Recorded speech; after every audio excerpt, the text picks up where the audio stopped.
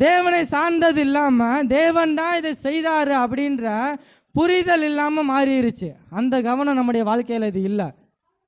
நம்முடைய வாழ்க்கையில் ஆசீர்வாதங்களும் ஐஸ்வர்யங்களும் வரும்போது நம்ம சொல்லுகிற காரியம், தேவன் எனக்கு அதை செஞ்சார், தேவன் எனக்கு இதை செஞ்சார், அப்படி செஞ்சார், இப்படி செஞ்சாருன்னு எல்லாத்துக்கும் தேவனை சொல்கிறோம். கிடையாது. எல்லா ஆசீர்வாதங்களும் தேவனால் வருவது கிடையாது. அந்த தெளிவு நம்மளுக்கு முதலாவதாக இருக்கணும். நான் தேடி போய் சுதந்திரித்து கொள்கிற ஆசீர்வாதங்கள்லாம் தேவன் கொடுக்கிற ஆசீர்வாதங்கள் கிடையாது.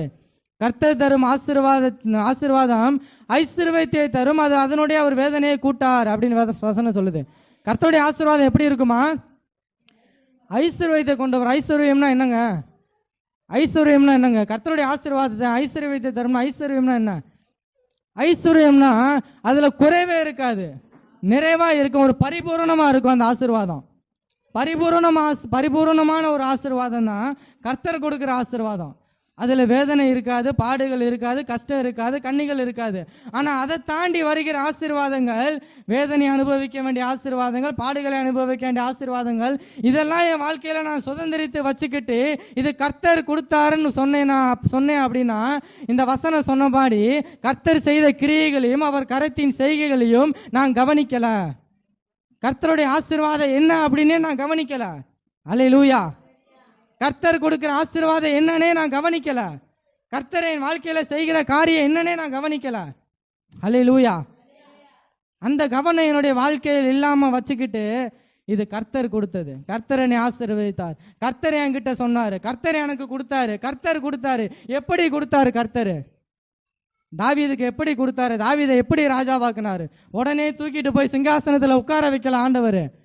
வனாந்திரத்தில் அவன் பட்ட பாடுகள் அவனுக்கும் இந்த ஆண்டவருக்கு மட்டும்தான் தெரியும்.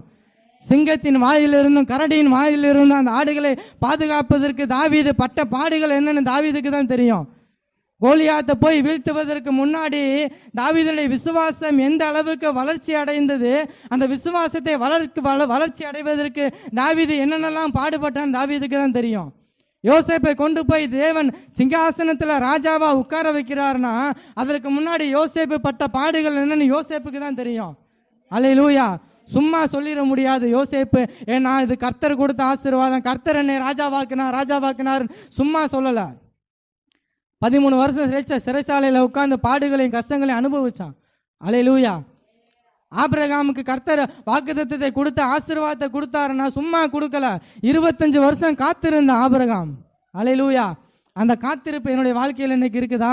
எதுக்காவது நான் காத்திருக்கிறேன் ஆண்டவர் சமூகத்தில். அல்லேலூயா. வசனம் சொல்லுகிறது, கர்த்தருடைய செய்கையிலையும் அவர் கரத்தின்